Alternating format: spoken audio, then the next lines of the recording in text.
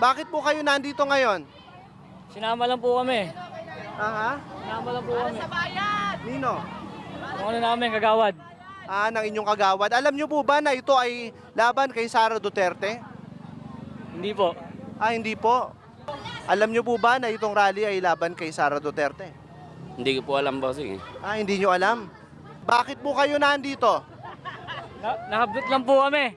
Pero bakit kayo nandito ngayon? Sa totoo lang sir, hindi ko nga talaga alam. Kasi ako puyat nga ako hanggang ngayon dahil ako nagtinda ako.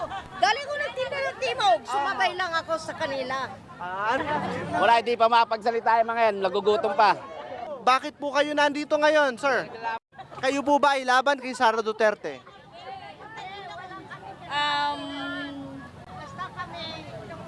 Wala, napasama lang kami rito, boss. Pero laban ito kay Sara Duterte, so bakit ka nandito? Napasama lang sa tropa. Napasama lang. Anong